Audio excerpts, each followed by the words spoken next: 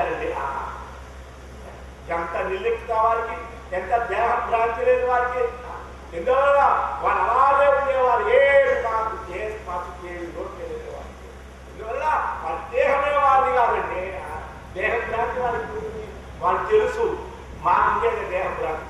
నేను బ్రహ్మచారిగా వెళ్ళాను. మా ప్రాంతాల్లో ఈ అగ్రాంతరం బాగా ఉంది. ఆ రోజుల్లో ఎవరన్నా వస్తే దూరంగా వచ్చేవాడు. నాకు కొంచెం ఆశ్రమంలో కొంచెం గిలిగా ఉండింది. స్వామివారు తెలుసుకున్నారు. నాలుగు సభలు వెళ్ళాడు. తిరిగినాగా దాని అక్కడ కోటిపల్లిలో ఒక హరిజనులు షిర్డీ సాయిబాబా మందిరం పెట్టారు. వాళ్ళ ఇంటికి మమ్మల్ని పిచ్చి పంపించారండి. స్వామివారు అన్నమాట, ఉంటావా కాదుంటావా, వెళ్ళాల్సిందే, ఆ గుడిసెలో తినాల్సిందే, ఏం చేద్దాం. ఎందువల్లంటే స్వామివారు అంత ఇది మనుషులు. ఎందువల్ల వారికే కాదు, వారికి లేదు దేహప్రాప్తి. అక్కడ ఉన్నాడు కూడా మానేలంటే అంతే. అందుకే రామకృష్ణ స్వామి వారు మా దీక్షలు వారికి కూడా అంతేనండి. ఉన్న విషయం చెబుతున్నా. జనాలలో వారి సభలు నేను వెళ్ళాను. అయితే అప్పుడు 62 సంవత్సరాలు సిద్ధి వచ్చారు. 63, 64లో నేను వెళ్ళాను. వెళ్ళిన తర్వాత నా రోజు ఒకటి బెడ్షీట్ చెప్పుకునేవాడు. నేను మాత్రం ఒకటి తినేవాడిని. ఆ ఊళ్ళో ఒక ఆవిడ బిచ్చయ్య పిలిచి స్వామి వారు పిలిస్తే కార్యకర్తలు ఉన్నారు కదా, లేదు గాడి ఉందో లేదో అడగమని చెప్పన్నారు స్వామి వారు. వాడు గాడి లేదని చెప్పేశారు. ఆవిడ వచ్చి స్వామి వారికి బోర్లు ఏడ్చింది ఖాళీ లేదని. అప్పుడు స్వామి వారు కార్యకర్తలు పిలిచి ఏమైనా ఖాళీ లేదా అడిగారు. స్వామి మళ్ళా చెప్తారు స్వామి అన్నారు. మళ్ళా వచ్చి చెప్పారు, స్వామి ఆవిడ వృత్తి మంచిది కాదు, ఆ రాత్రిలో ఆవిడ పేరు మాధవి అని ఆవిడ నా బాగుంది అని అన్నారు. అప్పుడు స్వామి వారికి కార్యం ఉంది కదా అన్నారు. కార్యం ఉంది. ఏమైనా రేపు మీ ఇళ్ళకి పెట్టే పిల్లలు బ్రాహ్మణుల్లో వైద్యులలో మీరు పిలవపోయినా మాకు పర్వాలేదు, మేము హోటల్ నుంచి పట్టుకెట్టి తింటామయ్యా. లేదు తర్వాత చనిపోతే ఎవరు బ్రాహ్మణులు ఎవరు రాకపోయినా ఏ పర్వాలేదు, ఎట్టి వాళ్ళని లాగేస్తాడులే, మీకేం దిగులక్కలుకున్నారు. అప్పటికి ఎందువల్లంటే మహనీయుల యొక్క అందువల్ల స్వామివారు అంత ఘోరమైన తపస్సు చేసి వారు ఉన్నదే అలాంటి నియమాన్ని పాటిస్తారు స్వామివారు. అంతే కూడా కాదు, స్వామివారు ఎంత తపస్సు చేశారో ఆ తపస్సు చేసే సమయంలో వారే ఒకసారి చెప్పి మళ్ళీ అనుకున్నారు, ఆత్మస్థుతి ఇది మళ్ళీ పనికిరాదు అని మళ్ళీ వెనక్కి తిప్పేశామండి.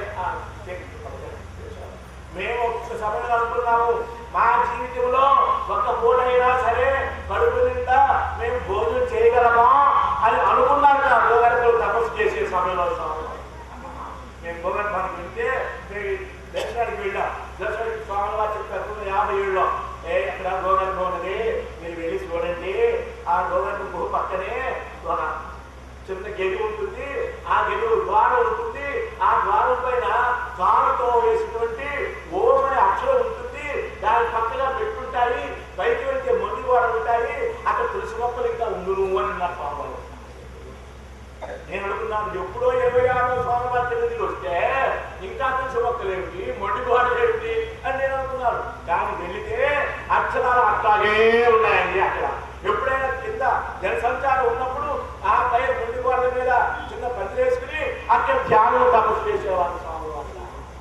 అలాంటి మహానుభావులు ఎవరి కోసం అని అంటే మన అందరి కోసం అన్నమాట. మన ఆంధ్రదేశంలో కరుడు పెట్టుకున్నది. అది కూడా వారు అనుకున్నారు. వారికి ఎప్పుడు సంకల్పం కలిగింది, ఋషికేశము బదిలీ వెళ్ళినప్పుడు సాధువులు అక్కడ ఉన్నారట. ఆ సాధువులు అడిగారట, మీరు ఎక్కడి నుంచి వచ్చారు అని అడిగితే మేము ఆంధ్రదేశానికి వచ్చామంటారట. ఏ ఆంధ్రదేశం తపస్సు చేసుకోకూడదా అంటే అప్పుడు సాధువులు పోషించే వాళ్ళు లేరు కాబట్టి మేము ఇప్పుడు వచ్చాము, అక్కడ సరైన ఆశ్రమం లేదు కాబట్టి మేము వచ్చామన్నారట. ఆడు అనుకున్నారట, ఆంధ్రదేశంలోనే ఈ కొరత ఏదైతే ఉందో లేకుండా బ్రహ్మవిద్య వ్యాప్తమైనట్టుగా ఒక ఆశ్రమాన్ని ఏర్పాటు చేయాలి, ఒక సాధు సత్రం కూడా ఏర్పాటు చేయాలనుకున్నారు. సాధు సత్రమ ఇప్పటికీ ఉంది కానీ భోజనం ఉందో లేదు మా తెలియదు.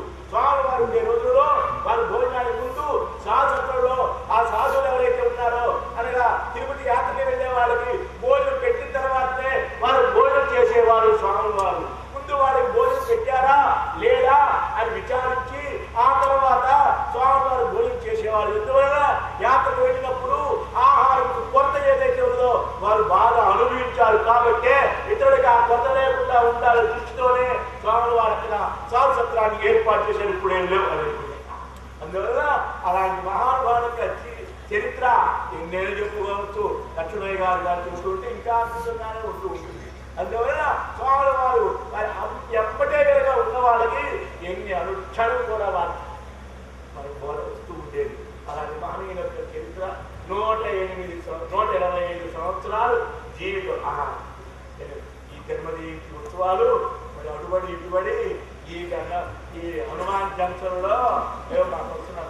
జంక్షన్లో మంచి ఫంక్షన్ జరుగుతుంది అన్నట్టుగా ఆయన బ్రహ్మాండమైన ఫంక్షన్ అండి. ఇక్కడ బ్రహ్మాండంగా మా అనసూయమ్మ గారు అసలు ఈ కళ్యాణ మండపం చూశారండి. కళ్యాణ మండపం ఏమి కళ్యాణ మండపం, ఎంతమంది వస్తారు చూస్తే ఏమి కళ్యాణ మండపం అంటే అధునాతనమైనటువంటి సౌకర్యాలతో అద్భుతంగా మరి కళ్యాణ మండపం ఎంతో పుణ్యం చేసిందండి ఆ కళ్యాణ మండపం.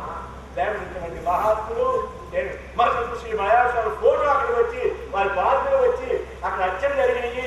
ఈ గీతాకారాలు ఏం జరిగాయంటే ఇంకా ఆ యొక్క కళ్యాణ మండపానికి ఎదురే ఉందండి. ఆయన స్థాపించిన ఎక్కడ దివ్య సంకల్పమో భవ్య సంకల్పమో తెలియదు కానీ మా గురుదేవులే వచ్చి కూర్చున్నారు అక్కడ. అలాంటి ఈ ప్రదేశంలో ఇలాంటి శాస్త్రమైనటువంటి కార్యం జరుగుతున్నందుకు మాకు చాలా ఆనందాన్ని చేస్తుంది. ఇప్పుడు చెప్తే చివరిగా మరి స్వాముల వారికి ఎవరు మలయాళ స్వామి అని పేరుండేది. స్వాముల వారికి శ్రీలవాసి వారు ఉద్భవించిన వారు కాబట్టి మొట్టమొదట స్త్రీలతో సభ ప్రారంభమైంది. మరి చివరి కూడా స్త్రీలతోనే శివ ముగింపాన. అందువలన ఇప్పుడు మా జ్యోతిర్మయానంద భారతీ వారు ఒక 20 నిమిషాలు సందేశం. ఓం సద్గురురహస్యయుక్తః శ్రీంకార గుణార్థ మహావిభూత్యా ఓంకార మర్మ ప్రతిపాదనేభ్యాం నమో నమః శ్రీ గురు పాదుకాభ్యాం. శ్రీ వేద వేద్యమచించమవ్యక్త రూపం సచరాచరాది జగదేకమూర్తిం ప్రకాశం అజ్ఞాన ఘోరతిమిర సంహర జ్ఞానదీపం శ్రీ స్వామి రామానందయోగి మాత గురుదివ్య చరణమహం నమామి. యుక్తాహార విహారాయ వివిక్త స్థలవాసినే మలయాళయతీంద్రాయ బ్రహ్మనిష్ఠాయ తే నమః.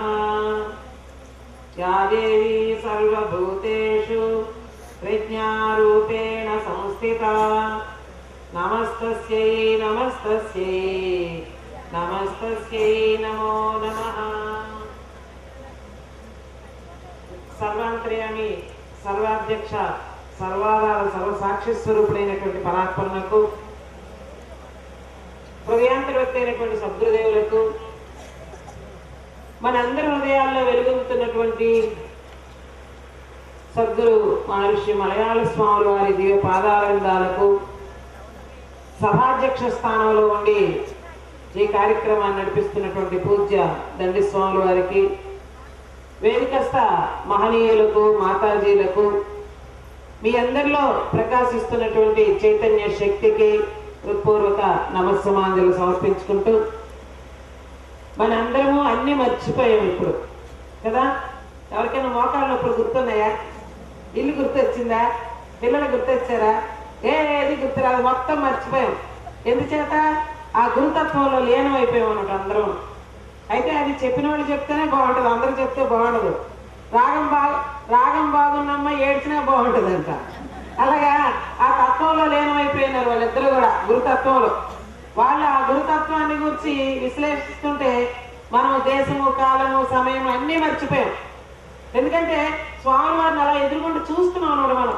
స్వాముల వారు తిరిగి ఆ ప్రదేశాలు, స్వాముల వారు ఆడిన మాటలు, స్వాముల వారు చేసిన చేష్టలు అన్నీ మనకి కళ్ళకి కట్టినట్టు టీవీలో చూసినట్టు చూసాం. నేనైతే చూసాను, మరి మీరు చూసారో లేదో నాకు తెలియదు, కానీ అన్నీ అలా కనిపించాయి అన్నమాట మనకి. అది నిజమైనటువంటి గురుతత్వం అంటే. మరి అటువంటి సద్గురు మహర్షి మలయాళ స్వాముల వారు స్త్రీ జనోద్ధరణ కోసమే ఆవిర్భవించాలని చెప్పుకున్నారు. మరి ఈరోజు ఇక్కడ చూస్తూ ఉంటే మరి స్వాముల వారు స్త్రీ రూపాన్నే ధరించేస్తారేమో అనిపిస్తుంది నాకైతే. ఎందుకంటే మరి ఇంతవరకు మనకి సద్గురు మహర్షి మలయాళ స్వాముల వారి గురించి మా సముద్రాల లక్ష్మయ్య గారు, దండి స్వాముల వారు, విద్యాస్వరూపానంద స్వాముల వారు, మా మాతాజీ గారు అందరూ మరి స్వామివారు నేను స్త్రీ రూపం ధరిస్తానని చెప్పారు. అయితే నాకు అప్పుడప్పుడు అనిపిస్తూ ఉంటుంది, అప్పుడేంటి ఎప్పుడు అనిపిస్తుంటుంది మా అనసూయమ్మని చూస్తే, ఈ అనసూయమ్మ స్వామి అనసూయమ్మ రూపంలో వచ్చారా అనిపిస్తున్నమాట నాకు. ఎందుకంటే మరి స్వామివారితో పరిచయం ఉండి స్వామివారిని చూసి స్వామివారి యొక్క తత్వం అంతా మన ముందు వాళ్ళు ఉంచారు మన స్వామిని లక్ష్మయ్య గారు. మరి అనసూయమ్మ నాకు తెలుసు కాబట్టి మిమ్మల్ని అందరినీ ఇంత మార్గంలోకి తీసుకొచ్చిందంటే మరి స్వామివారి యొక్క దివ్య కృప, స్వామివారి యొక్క దివ్య అనుగ్రహము పూర్ణంగా ఆ తల్లి మీద ఉన్నాయని చెప్పొచ్చు. ఎందుకంటే నాకు 7 సంవత్సరాలు ఉండే అమ్మాయి తెలుసు, చిన్న పిల్లప్పటి నుండి తెలుసు అనమాట. గౌన్లు వేసుకున్న దగ్గర నుండి ఇక్కడ ఉండేది ఆ గౌను నల్లగా ఉండేది, అప్పుడు ఇప్పుడు పర్వాలేదులండి. అప్పుడు ఇంత చిన్న పిల్ల అనమాట. మేము మా పాలకొల్లు గీతా మందిరం బ్రహ్మానంద స్వామి వారు నేను ఆ ఊరు వెళ్ళేవాళ్ళు. నిమ్మగడ్డ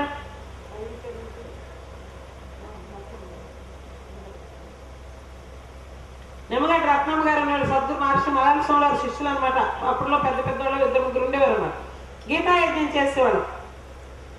గీతాయజ్ఞం చేస్తే మా బ్రహ్మానంద స్వామికి గీత అంటే చాలా ఇష్టం.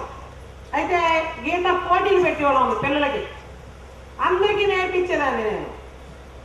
ఈ అమ్మాయి మాత్రం చెప్తే ఇప్పుడు చెప్తే మళ్ళీ చెప్పేసేది, వెంటనే అప్పు చెప్పేసేది అనమాట. వాళ్ళందరికీ చెప్పాడో ఈవిడ అప్పు చెప్పేసేది అనమాట. మరి గీతా పోటీల్లో ఈవిడే ప్రథమ బహుమతి తీసేసుకునేది అనమాట.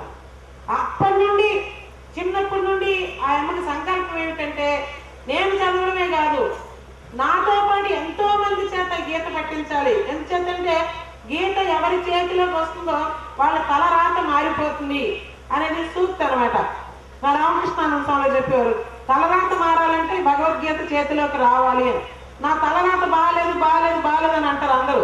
భగవద్గీత పట్టుకోండి, తప్పకుండా తలరాత అదే మారిపోద్ది అనమాట. మనం మార్చక్కర్లే. ఒక గీత బీర్బల్ అక్బర్ ఇద్దరు ఉన్నారండి, రాజు మంత్రి. అయితే అక్బర్ చక్రవర్తి ఒకసారి సభికులందరినీ పిలిచి సభలో ఉండే వాళ్ళందరినీ ఉద్దేశించి ఒక గోడ మీద పెద్ద గీత గీశారంట. గీత గీసి అబ్బాయి దీన్ని ఎవరు ముట్టుకోకూడదు, దీన్ని చెరపకూడదు, దీన్ని తాకూడదు, దీన్ని చిన్నది చేయాలి అన్నారు. ముట్టుకోకూడదు, చెరపకూడదు, తాకూడదు, చిన్నది ఎలా అవుతుందని అందరు తలకాయలు కొట్టుకుంటూ ఉంటే ఈ బీర్బల్ వేసి నేను చేస్తానన్నాడంట, చేయమన్నా. దాని పక్కన పెద్ద గీత గీశాడన్నా. పెద్ద గీత గీస్తే ఈ గీత ఏమైందండి, చిన్నదైపోయింది. అలాగే మనం భగవద్గీత బాగా పఠించామనుకో మన తలరాతలు సన్నగా ఉంటాయన్నమాట. ఈ గీత ఎక్కువైపోయింది అనుకోండి తలరాతలన్నీ తగ్గిపోతాయి, తలరాతలన్నీ మారిపోతాయి అన్నమాట. అందుచేత అందరి చేత భగవద్గీత చదివించాలి, అందరి చేత భగవద్గీత పట్టించాలి అని అంత చిన్నప్పుడే దృఢమైన సంకల్పం చేసుకుని కర్ణాటకలో మేనమావ గారు తాతగారు ఉంటే వాళ్ళ ఇంటికి వెళ్ళి ఆ చిన్నప్పుడే 7 సంవత్సరాలప్పుడే కర్ణాటక వెళ్ళి అక్కడ పిల్లలకి భగవద్గీత నేర్పి, ఎప్పుడు 7 సంవత్సరాల పిల్లప్పుడు అప్పుడే ఒక గ్రూపు, అప్పుడే కొంతమంది శిష్యులు. ఇప్పుడు ఈ శిష్యులు గొప్ప కాదు, అంత చిన్నప్పుడే వాళ్ళకి ఒక గ్రూప్ ఉందన్నమాట. ఆ గ్రూప్ అంతటి తయారు చేసి ఆ ఊరు నుండి ఇంకొక ఊరు, ఆ ఊరు నుండి ఇంకొక ఊరు.